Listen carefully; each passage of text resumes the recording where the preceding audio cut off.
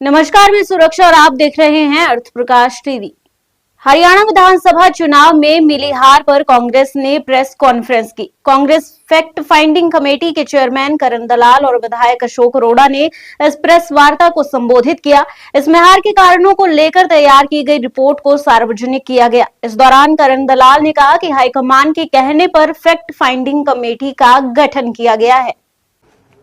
Haryana Congress committee ने high command के कहने पर चुनाव के बाद फैक्ट फाइंडिंग कमेटी का गठन किया था और जो हरियाणा विधानसभा का चुनाव आप लोगों ने भी देखा, सारा देश और दुनिया ने देखा।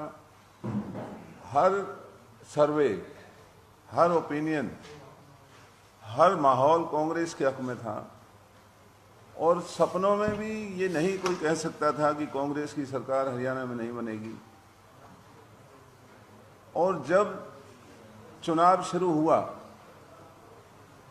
तो चुनाव के दौरान भी चाहे कोई सभाएं थी, चाहे कोई जलसे थे, जुलूस थे, चुनाव वाले दिन भी जिस दिन वोट डाले जा रहे थे, हर बूथ के ऊपर कांग्रेस ही कांग्रेस थी। बीजेपी के बूथ खाली पड़े रहते थे, उनके एजेंट तक नहीं होते थे। तो सारे हालात को देख करके जो नतीजा निकला वो सबको चौंकाने वाला था, हैरान करने वाला था, नायकीन करने वाला था। तो उसमें मैंने ये रिपोर्ट आपको दी है, इसमें मैंने अपनी तरफ से कुछ नहीं कहने की कोशिश की है। जो चुनाव के आंकड़े हैं, जो चुनाव के नियम हैं, जहां जहां कमी नजर आती है और ये साबित करती है कि ये चुनाव नहीं दिखावा था, ये चुनाव लोगों के मैंडेट को नज़रअंदाज करके मशीन और हरियाणा सरकार के अधिकारी भारतीय जनता पार्टी प्रजातंत्र का मखौल उड़ा रहे थे, जनभावनाओं के साथ धोखा कर रहे थे और एक ऐसा गुनाह कर रहे थे जिस गुनाह की सजा इन्हें भुगतनी पड़ेगी, इन्हें इस गुनाह की माफ़ी नहीं मिलेगी। मिसाल के तौर पर जो मैंने रिपोर्ट आपको दी है, इसमें मैंने कोशिश की है कि बहुत वो बातें आपके सामने लाई जाएं जिन बातों को आपको समझने में ज़्यादा वक्त नहीं लगेगा। पूरी दुनिया में ऐसा कभी नहीं होता कि जो ईवीएम है, it is like a calculator, और इलेक्शन का वेबसाइट से चुनाव का जो कंडक्ट ऑफ इलेक्शन था वो जुड़ा हुआ था। आज तक भी टिल डेट 5 तारीख को होने वाले चुनाव का किस कैंडिडेट को वोट पड़े उसका ब्यौरा आज भी इलेक्शन के वेब पर नहीं है। आज भी केवल परसेंटेज, 5 बजे इतना परसेंट है, रात को 11:15 इतना है, फिर अगले दिन बढ़ाते हैं, फिर काउंटिंग से पहले भी बढ़ाने का जो इन्होंने तमाशा किया, ये दुनिया के किसी चुनाव में इस तरह से संभव नहीं है, हो नहीं सकता। हम ये पूछना चाहते हैं कि जब नतीजे निकलते हैं तो इन्होंने हर कैंडिडेट का आंकड़ा दिया कि किसको कितने वोट पड़े, तब तो इन्होंने वोटों का आंकड़ा दे करके कहा कि वो इतनों से आगे, इतनों से पीछे। 5 तारीख वाले दिन इन्होंने क्यों नहीं बताया कि किस कैंडिडेट को कितने वोट पड़े, जो कि वेब के ऊपर जरूर उपलब्ध था, लेकिन वेब को जानबूझ के हेराफेरी करने के लिए, धता बताने के लिए, चुनाव का दिन छोड़िए, नतीजे का दिन छोड़िए, आज भी वेब पर 5 तारीख के वोटों का ब्यौरा नहीं है। तो वो क्यों नहीं है? क्योंकि जो खेल इन्होंने करना था। अब इसमें बैटरी का जो मुद्दा, बैटरी अल्कलाइन वाटर से बनती हैं, आप गूगल पर निकाल सकते हैं कि उसकी क्या वर्किंग है। उसका सीधा सा फॉर्मूला, अगर बैटरी इस्तेमाल में होगी तो बैटरी की जो पावर है उसमें जो उसकी वो घटती हुई चली जाएगी जितना उसका इस्तेमाल होता है। इलेक्शन कमीशन बड़े बेशर्मी से कहता है कि नहीं ये बैटरी अनोखी है, ये घटने की बजाय उल्टा बढ़ना शुरू हो जाती है, जिसकी दुनिया में कहीं आपको कोई मिसाल नहीं मिलेगी। और इसी तरीके से 17C फॉर्म दे करके पहले इन्होंने परसेंटेज बताई, परसेंटेज बता करके 17C फॉर्म कई जगह दिया नहीं, जो कि हर कैंडिडेट का चुनाव के एजेंट का हक होता है, उनको दिया नहीं, और दिया तो अपनी मर्जी से दिया। और हमारा कहना ये है कि जब इन्होंने आंकड़े ना दे करके परसेंटेज दिया है तो 17C परसेंटेज बता करके फिर उन पर वोट लिखे गए, टोटल 17C के ऊपर परसेंटेज बताया और परसेंटेज बता करके उस पर 17C के फॉर्म पर लिख दिया। और जो आप देखेंगे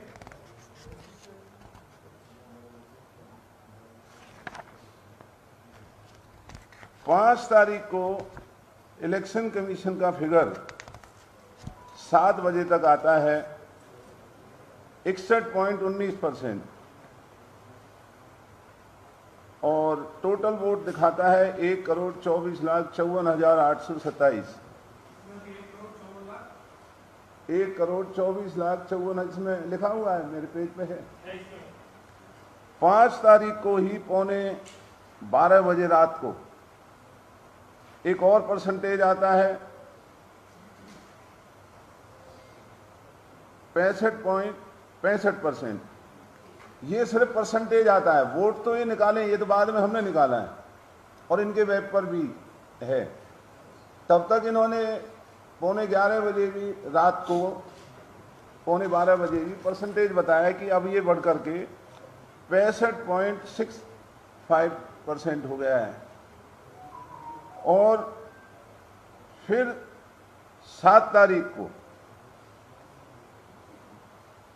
8:45 बजे रात को यही परसेंटेज बढ़ा के 67.90% कर दिया जाता है। अगर इन परसेंटेज को माने तो जो हर कॉन्स्टिट्यूएंसी में जो वोटें बढ़ी वो 15,175 वोट एक कॉन्स्टिट्यूएंसी में बढ़ने का अनुमान बनता है इस परसेंटेज। ये मैंने इसमें लिखा हुआ आप देख सकते हैं। फिर बूथ वाइज परसेंटेज का 1 मिनट में कितनी वोट पड़ सकती हैं बूथ वाइज, वो हमने आपको दिया है, जो कि बिल्कुल इम्पॉसिबल है। पर सीट हाइट, पर बूथ हाइट और मिनट में जो वोट कितने पड़ सकते हैं हमने वो भी दिया है, वो भी गले उतरने वाला नहीं है। इलेक्शन कमीशन ने जितने लोग गए, मैं उनका भी कसूर मानता हूं कि वहां जाकर के कोई डाटा लेकर के नहीं गए और बातों को लेकर के वहां चले गए, ये हुआ वो उन्होंने फेंक के मारा। अब ये मैं आपके सामने दे रहा हूं, अगर इलेक्शन कमीशन एक भी बात को गलत साबित कर दे या बीजेपी का कोई भी इनका पदाधिकारी मंत्री मेरी एक बात को गलत साबित कर दे, तो ना केवल रिपोर्ट वापस, बल्कि मैं इनसे इस बात के लिए माफी भी मांगूंगा। लेकिन एक बात को ये मेरी को झूठी नहीं कर सकते, जो कि ये साबित करती है कि ये चुनाव नहीं धांधली था और बीजेपी ने मशीनों को चला करके, अधिकारियों का मिसयूज करके, पुलिस ने जितना नंगा होकर के इस चुनाव में लोगों पर डर बनाया, बीजेपी के कैंडिडेट का पैसा बंटवाना, उनकी दारू बंटवानी, उनका हर वक्त भय बनाना, झूठे मुकदमे दर्ज करना जिससे लोगों का टेंशन डाइवर्ट हो और ये अपने मशीनों के खेल में लगे रहें। बूथ काउंटिंग बूथ डे से पहले 38 मिनट सीसीटीवी फुटेज के कैमरे बंद हो जाते हैं। क्या आपने कभी देखा है आज तक? रेवाड़ी का हुआ, पलवल का हुआ, होडल का हुआ, फरीदाबाद का हुआ और हरियाणा में तकरीबन हारने वालों के काउंटिंग वाली रात को फुटेज बंद हुए स्ट्रांग रूम के। आरटीआई लगाते हैं, कोई जवाब नहीं, और अब तो कानून ही बदल दिया अगलों ने। तो इतनी बेशर्मी जो इन्होंने दिखाई वो समझ में नहीं आती कि एक सत्ता पाने के लिए लोगों की भावनाओं को इस तरीके से बेशरमपने से उनको कुचलना और मात्र सत्ता में बने रहने के लिए इस तरह का घिनौना जो काम इन्होंने किया है, वो उसकी जितनी निंदा की जाए उतनी कम है। अब जो इन्होंने ये परसेंटेज का जो बढ़ाया, बीजेपी 37 सीट्स जीतती है आउट ऑफ 44 और इनका स्ट्राइक रेट इनमें आता है 84.9%। 44 में से 37 जीतने वाली, और वहीं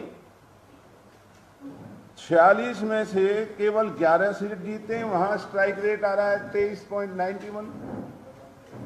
ये सारे हरियाणा के कैसे पॉसिबल है? इसका मतलब इन्होंने सिलेक्टेड, सारे हरियाणा में इन्होंने ईवीएम और उसका खेल नहीं किया, इन्होंने सिलेक्टेड इलाकों में किया जहां शहरी आबादी है। गांवों की कॉन्स्टिट्यूएंसीज में पता होता है गांव के लोगों को, इसलिए वहां इन्होंने छेड़खानी ज्यादा नहीं की। इन्होंने की जहां शहर के लोग हैं, जिससे माना जा सके भी हो सकता है शहर के लोगों ने वोट नहीं दी होगी, और वहां 11 इनकी सीट है। और इसमें हमने जिले वाइज भी आपको दिए हैं, कहां कितनी परसेंटेज थी और कहां इनकी कितनी सीटें आई हैं। बड़ी अचंभे की बात है, हर हरियाणा के जिले में पोल परसेंटेज 7 तारीख तक बढ़ाते रहे। उसी हरियाणा में नूहू डिस्ट्रिक्ट है मेवात का, वहां परसेंटेज बढ़ने की बजाय घटा है। ये क्या तरीका है? दलाल साहब ने अपनी रिपोर्ट आपके सामने रखी। इसी प्रकार जैसे ये संविधान का उल्लंघन करते हैं, पूरे देश के अंदर करते हैं। आपने देखा संविधान के ऊपर चर्चा पार्लियामेंट के अंदर चल रही थी और देश के गृह मंत्री ने किस प्रकार से संविधान के निर्माता बाबा साहब भीमराव अंबेडकर के लिए जो शब्द इस्तेमाल किए, वो जितनी उसकी निंदा की जाए उतनी थोड़ी है। कांग्रेस पार्टी ने पूरे देश स्तर पर आज के दिन प्रेस कॉन्फ्रेंस करके आपको ये जानकारी दी जा रही है कि कांग्रेस पार्टी की तरफ से हर डिस्ट्रिक्ट हेडक्वार्टर पर कल महामहिम राष्ट्रपति के नाम ज्ञापन दिया जाएगा, जिसके अंदर मांग की जाएगी कि देश के गृह मंत्री जिन्होंने बाबा साहब के बारे में आपत्तिजनक शब्द इस्तेमाल किए हैं, उनको बर्खास्त किया जाए। उसके लिए आज कल सारे देश में होगा, हरियाणा प्रदेश के भी हर जिले में हम प्रदर्शन करके और ज्ञापन देंगे। ये आज आपको जानकारी देंगे। आप सबके लिए खाने का इंतजाम है।